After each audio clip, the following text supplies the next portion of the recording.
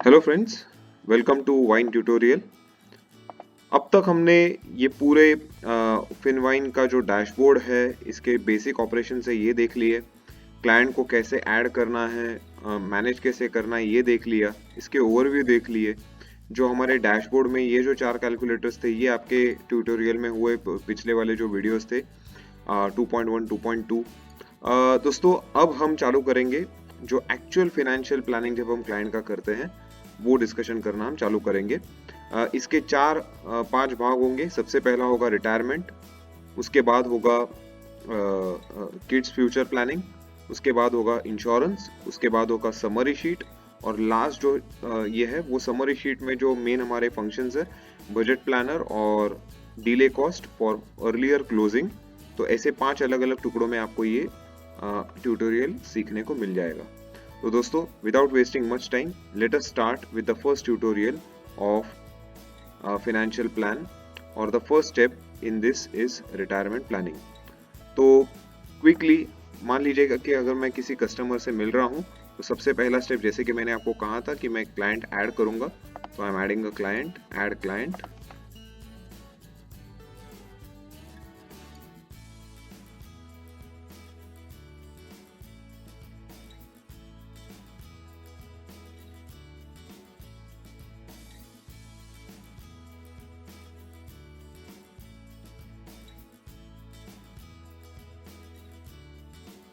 जैसा कि आप दोस्तों देख पा रहे हैं कि मैंने ये पूरा का पूरा डेटा भर लिया है एक सैंपल के तौर पे। क्लाइंट का नाम, mobile number, email ID, date of birth, उनके फैमिली मेंबर्स के नाम और डेट ऑफ बर्थ, और जो डिजायर्ड हेल्थ इंश्योरेंस है इसे मैं फॉर एग्जांपल 25 लाख पे ले जाता हूँ। रिटायरमेंट एज 60 है, क्लाइंट ने मुझे कहा लाइफ एक्सपेक्टेंसी 80 तक रहेगी। इन्फ्लेशन रेट, सेफ रिटर्न्स यानी कि LIC, मीडियम रिस्क या फिर बैलेंस फंड यानी कि या तो बैलेंस डायरेक्ट म्यूचुअल फंड या आधा LIC आधा म्यूचुअल फंड अगर कोई करना चाहता है तो, और पूरा म्यूचुअल फंड के लिए रिस्की रिटर्न्स अजम्पशन हम कर रहे हैं 12% पे। एड्रेस वगैरह मैंने कुछ भरा नहीं है, और क्योंकि मुझे क्विकली प्लान करना है, और नाउ अब मैं सबमिट पे क्लिक कर रहा हूँ। अब दोस्तों जैसे कि हमने देखा कि पूरा डेटा भरने के बाद अब ये उसका बेसिक डिटेल्स हमने फिल कर लिए हैं। अब या तो आप चाहो तो पूरा फाइनेंशियल प्लानिंग करने के बाद एक एक गोल पे जाकर आप पूरा का पूरा रिपोर्ट देख सकते हो, मगर अब क्योंकि हम ट्यूटोरियल कर रहे हैं तो आइडियली हम पूरे कस्टमर का एक कंप्लीट फाइनेंशियल प्लानिंग करेंगे। तो यहाँ पर स्टार्ट फाइनेंशियल प्लानिंग करके ऑरेंज बटन है, इस पे हम लोग क्लिक करते हैं और let us proceed with the first step called as retirement planning. Retirement planning का सबसे पहला और सबसे इम्पोर्टेंट स्टेप ये है कि आप इसे जब हम प्लान कर रहे हैं तो जैसे कि आप यहाँ पर देख रहे हैं कि करंट एज उसका है 36, रिटायरमेंट एज आपको दिख रहा है, इन्फ्लेशन रेट दिख रहा है।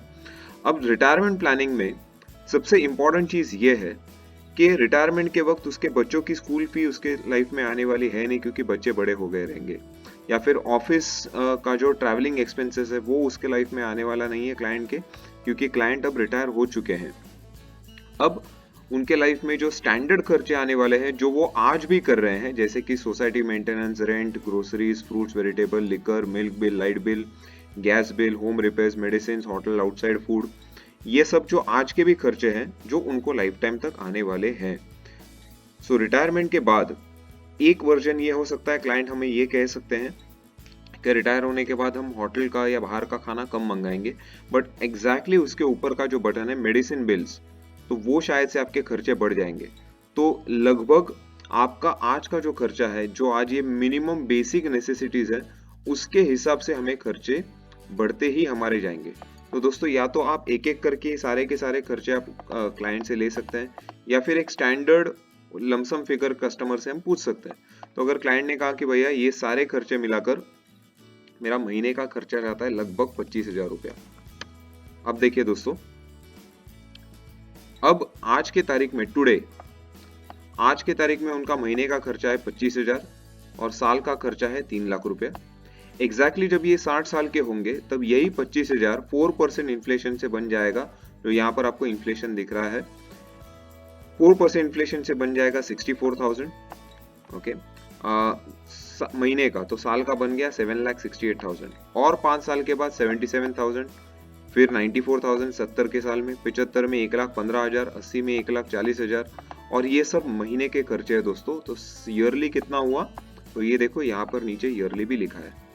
अब दोस्तों रिटायरमेंट प्लानिंग में ये चीज करना क्यों इंपॉर्टेंट है, इसका रीजन ये है कि हम जब भी किसी भी क्लाइंट का रिटायरमेंट प्लानिंग करते हैं, मेजॉरिटी केसेस में उनके बजट के हिसाब से एक स्टैंडर्ड कोई तो प्लान देके उनको we do the retirement planning.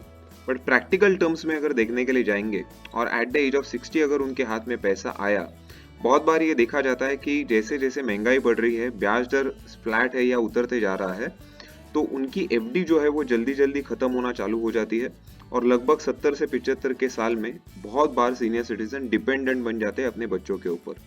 तो 60 से लेकर उनकी लाइफ एक्सपेक्टेंसी 80, 80, 85 जो उन्होंने डिसाइड किया है, तब तक इन्फ्लेशन एडजस्टेड उनके पास एक ऐसा कॉर्पस होना चाहिए, एक ऐसी रकम होनी चाहिए जो रिटायरमेंट के वक्त उनके हाथ में अगर हम देंगे तो हर साल उसमें से वो पैसे निकालते निकालते निकालते उनका जो लाइफ एक्सपेक्टेंसी का एज है, अगर उन्होंने डिसाइड किया कि मैं 80 साल तक तो जीऊंगा ही जीऊंगा, तो एटलीस्ट 80 साल तक उनको किसी के सामने हाथ फैलाने की जरूरत ना पड़े। इसीलिए 60 साल से लेकर हर साल जैसे जैसे खर्चे बढ़ते जा रहे हैं दोस्तों इन्फ्लेशन के हिसाब से, वो सारे खर्चों को मैनेज करने के लिए at the age of 60, at his retirement age, उनके हाथ में कितना कॉर्पस रहेगा तो वो आराम से ये खर्चे टेक केयर कर पाएंगे। तो इसके लिए दोस्तों ये पहला तो हमने देख लिया कि आपकी लाइफस्टाइल क्या है और किस हिसाब से हमें लाइफस्टाइल का प्लानिंग करना है, खर्चों का प्लानिंग करना है। अब दोस्तों खर्चों का तो पता चल गया, बट ये खर्चों को मैनेज करने के लिए जो फिक्स डिपॉजिट हमें लगने वाली है वो कितने की लगेगी। तो यहाँ पर देखना, go to FD for retirement, मैं इस पे क्लिक कर रहा हूँ, ये जो ऊपर का बटन है ब्लू कलर का। अब दोस्तों जैसे ही आप गो टू रिटायरमेंट पे आप जाएंगे या इसके बाद वाली शीट जो किड्स के ऊपर आप जाएंगे, तो बाय डिफॉल्ट आपका जो डेटा है दोस्तों ये सेव होते जा रहा है। आपको कहीं पर भी सेपरेटली सेव बटन दबाने का जरूरत नहीं है, हालांकि हमने देखे रखा है नहीं से क्लिक करेंगे तो भी चलेगा, it is going to get saved. Alright, okay. So friends यहाँ पर देखिएगा, ये sheet is the part 2, 2 part में हम रिटायरमेंट प्लानिंग उनका प्लान कर रहे हैं। सबसे पहला आपके आगे जाके खर्चे कितने वाले हैं, कितने आने वाले हैं, वो हमने देखा पहले विभाग में। और अभी जो दूसरा पार्ट है कि वो जो खर्चे आपके बढ़े हुए आने वाले हैं आपकी जिंदगी में, उसको मैनेज आप कैसे कर पाएंगे। तो दोस्तों ये यहाँ पर है टुडेज मंथली एक्सपेंस जो आपने मुझे पिछले शीट में दिया था 25,000। रिटायर होने के बाद आप कहाँ पर डालेंगे, स्वाभाविक है कि आप सेफ या डेट फंड में या एफडी में ही रखेंगे, जिसके ऊपर आपकी जिंदगी की जमा पूंजी जो रहेगी वो इन्वेस्टमेंट आफ्टर रिटायरमेंट। और यहाँ पर लिखा गया है कि बैंक बैलेंस आफ्टर 80 ईयर्स। मतलब दोस्तों याद है क्लाइंट ने हमें कहा था कि लाइफ एक्सपेक्टेंसी मेरी है 80 ईयर्स की, कि मैं 80 साल तक जीने वाला हूँ।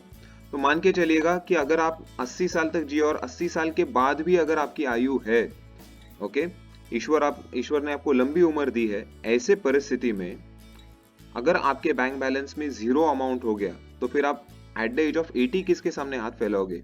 तो 80 के बाद आपको कोई bank balance as a safety एक बफर अमाउंट क्या आपको चाहिए या नहीं चाहिए, तो ये आप यहाँ पे एंटर कर सकते हैं। दोस्तों इसके ऊपर हम डिस्कस करेंगे, बट इसके पहले ये एक देख लेना, ये सॉफ्टवेयर ने ऑटोमेटिकली एक फिगर कैलकुलेट करके हमारे लिए रेडीमेड बना के रख दी है, और ये फिगर है रिक्वायर्ड एफडी एट रिटायरमेंट। जो पिछले वाले शीट में हमने देखा था, जैसे जैसे खर्चे बढ़ते जा रहे हैं उसके हिसाब से ये सॉफ्टवेयर हमें कह रहा है कि आपको during retirement at the age of 60 आपको 1,34,36,943 रुपए अगर आप प्रोविजन करके रखेंगे तो आपकी जो 80 ईयर्स तक की लाइफ एक्सपेक्टेंसी है वहां तक आप इजीली सर्वाइव कर पाओगे। अब इसको क्लाइंट को अगर प्रूव करवा के देना है तो दोस्तों ये ऊपर की फिगर में यहाँ पे कॉपी पेस्ट कर सकता हूँ, Ctrl+C Ctrl+V, या फिर आप डायरेक्टली टाइप भी कर सकते हो ऊपर का देख के 943। ये देखना दोस्तों, ये देखना, जैसे ही मैं टैब बटन दबाता हूँ, मैंने काफी सारे ट्यूटोरियल्स में कह रहा हूँ, मैं वापस रिपीट करता हूँ, आपको एंटर का बटन दबाना नहीं है। अब आपको कोई भी फॉर्मूला एग्जीक्यूट करना है या अगले कॉलम में जाना है, जैसे अभी 25 से मैं अगले कॉलम में गया, उसके अगले कॉलम में गया, अब उसके अगले कॉलम में गया, तो Q आपके कीबोर्ड पे जो Q अल्फाबेट है उसके लेफ्ट साइड में टैब जो बटन है वो आपको प्रेस करना है, तो आप अगले इसमें जाएंगे और आपका फॉर्मूला एग्जीक्यूट हो जाएगा। अब ये देखिए दोस्तों, जो सॉफ्टवेयर ने हमें जो फिगर दी है 1,34,36,943 की, इसको हम जस्टिफाई कैसे करेंगे, ये देखना मैंने यहाँ पे नीचे कॉपी पेस्ट कर लिया और क्लाइंट को हम आसानी से यहाँ पर उसको इसका प्रूफ दे पाएंगे, उसको इसका इलस्ट्रेशन दे पाएंगे कि sir at the age of 60 अगर आपके हाथ में 1,34,36,943 जो फिगर हम कह रहे हैं ये अगर आपके हाथ में आई और जैसे जैसे खर्चे आपके बढ़ते जा रहे हैं, जैसे पिछली शीट में भी हमने दिखाया था, ऐसे आप विड्रॉ करते जाइएगा, आपके हाथ में जो कॉर्पस है जैसे 1,34,00,000, इसको मैं थोड़ा सा जूम करता हूँ, या अब देखिए दोस्तों 1,34,00,000 उनके हाथ में आया। सबसे पहले साल के शुरुआत में ही पूरे साल का खर्चा उन्होंने बाजू में निकाल लिया, फिर हाथ में जितनी अमाउंट बची 1,26,00,000 की वो उन्होंने एफडी में रखा और 6% के हिसाब से उनका ये मैच्योरिटी आया।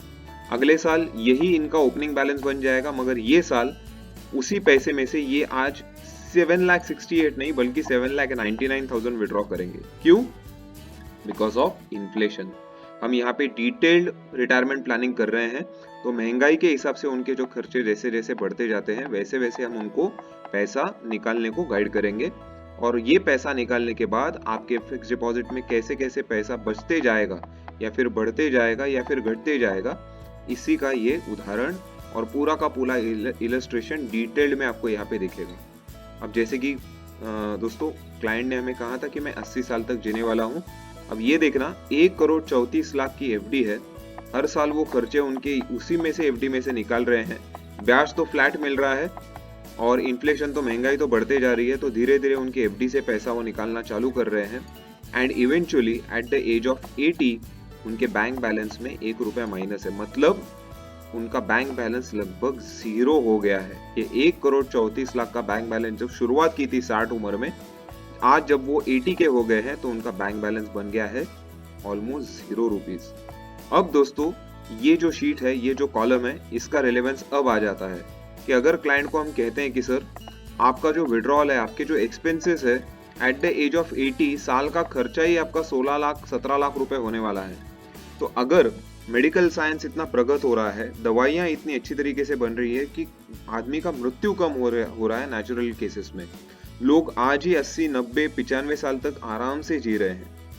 ऐसी अवस्था में अगर हम सरवाइव कर जाते हैं और अगर हमारे बैंक बैलेंस में 0 रहेगा पैसा, तो एट द एज ऑफ 80 आपको किसी के सामने हाथ फैलाने का जरूरत नहीं है। जो 60 साल से लेकर 80 साल तक हम सम्मान से जिए हैं, उसी सम्मान को कैरी फॉरवर्ड करने के लिए एक स्पेसिफिक अमाउंट का, मान लीजिए एक स्टैंड बाय अमाउंट अगर हमने रख लिया कि मान लीजिए और 4-5 साल हमें और आयु भगवान ने दे दी, तो हमारे पास बैकअप प्रोविजन कुछ तो होना चाहिए। तो क्या सर आपको लगता है बैकअप होना चाहिए? तो क्लाइंट कहता है जी हाँ। तो हम कहते हैं कितना? तो समझो क्लाइंट ने कहा कि मुझे 1 करोड़ रुपए का बैकअप चाहिए। अब देखना दोस्तों ये किस तरीके से काम करेगा। अब देखना रिक्वायर्ड एफडी सॉफ्टवेयर ने ऑटोमेटिकली कैलकुलेट कर दिया 1,63,78,497 रुपया। अभी इसको मैं यहाँ पर कॉपी पेस्ट करता हूँ और जैसे ही मैं टैप बटन दबाऊंगा दोस्तों, ये देखना पूरा का पूरा राइट साइड का चार्ट चेंज हो गया।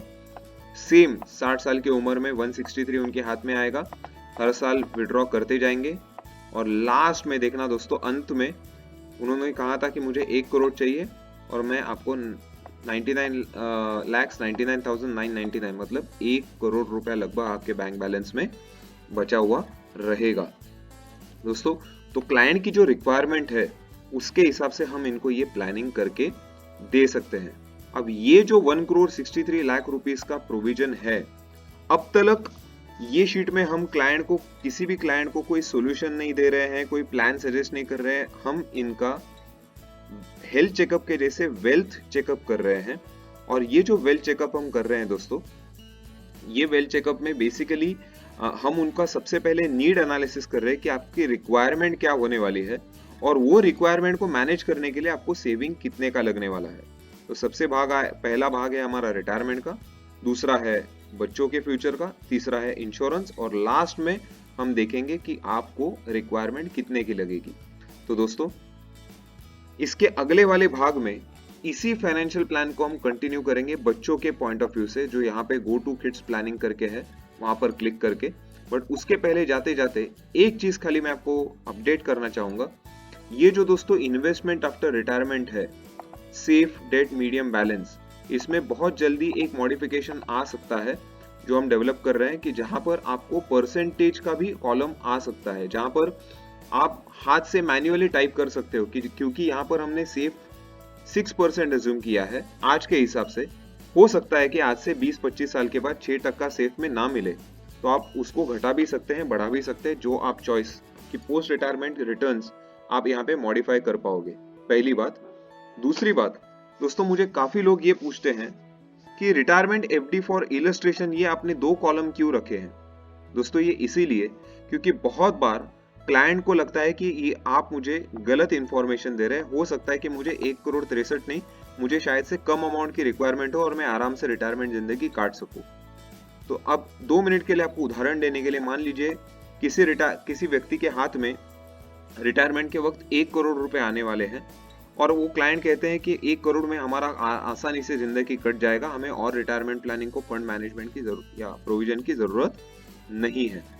तो हम क्लाइंट को ये बता सकते हैं कि ठीक है सर, आपको एक क्विक फैक्ट चेक या रियलिटी चेक हम आपको बता दें कि अगर 1 करोड़ रुपया आपके हाथ में आएगा तो इलस्ट्रेशन पॉइंट ऑफ व्यू से अगर हम देखेंगे तो सर एग्जैक्टली कितने साल तक हमारा ये पैसा टिकेगा।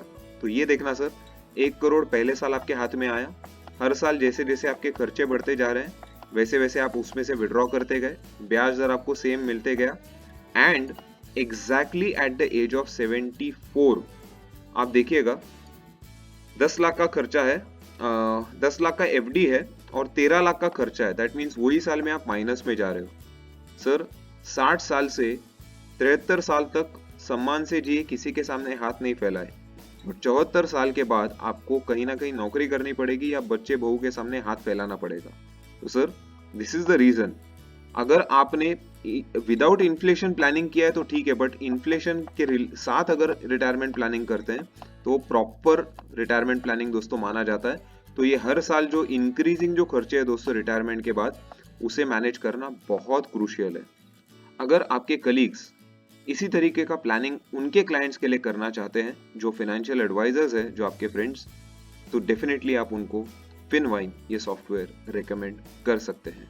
दोस्तों ऐसे ट्यूटोरियल्स को अगर आप और देखना चाहते हो तो हमारे चैनल को विजिट करिएगा, लाइक, सब्सक्राइब और बेल आइकन का बटन दबाइएगा। Thank you.